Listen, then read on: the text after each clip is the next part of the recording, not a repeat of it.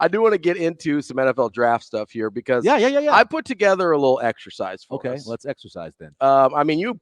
Side straddle hop. You didn't get your 6 miles in yet this morning. So I know I didn't do anything today yet. So I'm some food. Trying to get some exercise in. Okay, for you here. All right. So I sort of stole this from Ryan Russillo, but I put my own twist on it, right? Theft. So a little bit. That's what all good radio hosts do is they steal. Right.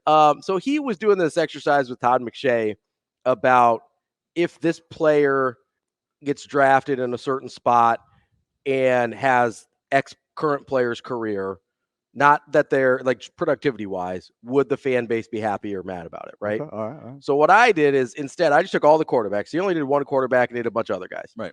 I took all the quarterbacks. So I took Caleb Williams, Jaden Daniels, Drake May, JJ McCarthy, Michael Penix, and Bo Nix. Okay. So the top 6 guys that are going to go in the first 2 rounds. I don't think anybody else is going in the first 2 rounds of the quarterbacks. No. So I think 5 of those guys might go in the first round, and then Nix probably ends up in the second. But Penix might fall in the second. Depends on how people decide. What I did is I am giving you blind resumes of current or recent NFL quarterbacks. Yeah. I'm giving you their winning percentage, their completion percentage, their touchdown to interception ratio, and their yards per game. All right. Wins is not a quarterback stat. I understand that.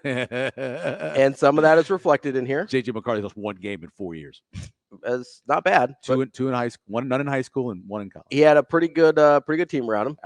He won 2 in high school, where he didn't lose a game, and he lost 1 in college. But so those are the stats that I'm using. Yeah, right. I've got the players that those stats belong to. You do not. Okay. I want you to tell me first if you're happy with the production I give you for that player. Okay. Second, I'm going to tell you who it is and tell me if you'd still be happy. Okay. Okay. All right. Let's start with Caleb Williams. Okay. His comp wins 64% of their games. Okay. So 2/3 of his starts, basically, he's going to win. Okay. 67% completion. 3-to-1 touchdown interception ratio. That's great. 260 yards passing per game. Okay. Would you be happy if you're drafting Caleb Williams? Are you happy with those results as the number 1 overall pick? And I think what matters here too is how we've talked about some of these guys, right? Because you talk about Caleb Williams, like, oh, is he Patrick Mahomes, or is he Aaron Rodgers, Like, is he? So those are the stats I'm giving you. I probably would take him, although that winning percentage isn't as good as you think it is. No, it's okay. It's only okay. It's okay. The passing is fine. Yards 260 is not a lot in this modern day of the NFL. So it's actually on the higher end. The average ends up being almost all the averages for guys that didn't come into the league in the last few years. Right. So if you've got even going back 10 years, isn't the average? I looked at a ton of dudes. Okay. All right. Most of the averages are between 240 and 260 for the high end guys. All right. Because if you think like 260, you've had guys through for 5,000 yards. Yeah. And you have a lot of guys through for 4,000 yards. But think about, over 16 games, 17 games now. Yeah. Yeah. But for 16 games before, 300 yards a game is 4,800. Yeah. So you're down to 260. You're still in the fours pretty solidly. Okay. All right. I probably would take that for Caleb Williams. I probably wouldn't, because I think more of him in terms of wins. But overall, I'd probably say, I'd take it. That's Dak Prescott. Yep. And Dak Prescott's won a ton of games, but he didn't win the playoffs. So put the playoff percentage in there. I didn't put the playoff percentage in the total. Yeah. But if you're a fan base and you go, hey, I'm drafting I'm drafting Dak Prescott, basically number 1. Right. How do you think the Chicago Bears fan base reacts? They should be happy as hell. Because they haven't had anybody. Sid Luckman. Yeah. I mean, really. Yeah. I mean, so they should be really happy if they got Dak Prescott. And honestly, if there's a couple times that Dallas' defense played better in games, they probably win playoff games. But I would be pretty happy if I was a Bears fan and I got Dak Prescott. I think that's a reasonable take. I'd take if you're a Bears fan and that's how you pitch it to them. Yeah. I bet 90% of them say, what are you talking about? No way. I don't know what they do. Watch what they have and what they've had. But that's a fair point, because their quarterback play has been terrible. Atrocious. Yeah, just the worst in the league. It's them and the Browns. And the Browns have had more success. Think about it. In quarterback-wise. At least they had that one Derek Anderson year. They had a great Derek Anderson year. Brian Sipe was pretty good. Even had a nice Hoyer year in there, I think. Yeah, exactly. So, Okay, so we're taking... taking... Baker had a nice year. Baker did have a couple nice years. Yeah. So we're taking Dak Prescott as Caleb Williams. I would. Yeah. Okay. And these are not only the Bears. Yes. Anybody else takes him, you're like, most places, no. That's not good enough. Yeah. No. Fair enough. As a prospect, though, you think that would be underachieving for Caleb? I think so. As what I think about him as a prospect, and also the amount of talent that has been acquired at the Bears. Sure. Look at what they've done. Pretty good roster. They got a nice offensive line. And they're probably going to get a wide receiver at with 9, it too. most likely. Yeah. So, I mean, I don't know if a Dunze will still be there, but they'll get somebody at 9. Dunze would be the one that I think would be there.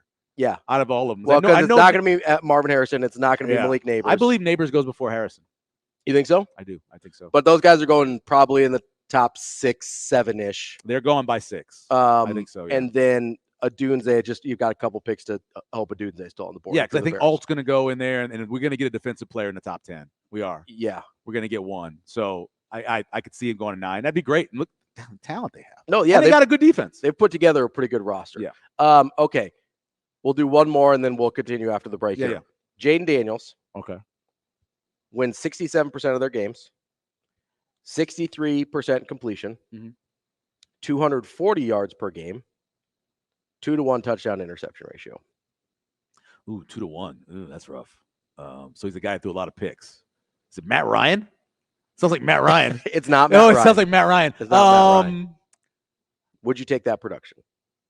Obviously, it depends on and where he's going. But personally, for Jalen Daniels, I feel like he should be better than that. I probably wouldn't take that production. I probably wouldn't. So that is, I would tend to agree with you. But you want to know who that is? Who is it? Aaron Wright? Not Aaron Wright. He throws no interceptions. Who throws a lot of interceptions? Not Patrick. And these are productivity comps, not style like play comps. No, I understand. I'm trying to think of somebody who throws that many interceptions because we don't throw that many. It's a guy most people would take. Really? Yeah. I don't know. Josh Allen. How in that? That is a guy almost everybody would take. Yeah.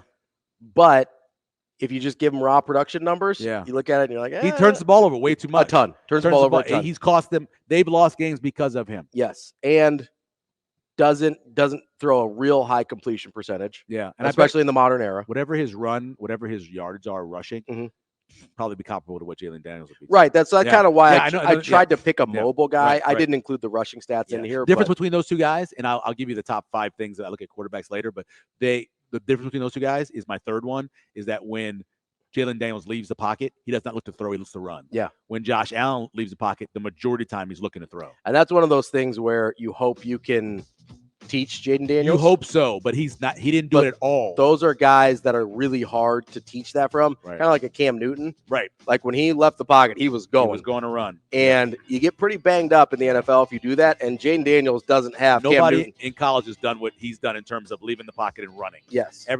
He's the worst out of anybody in the last 20 years. And Jaden Daniels does not have Cam Newton's frame to take up to the. No.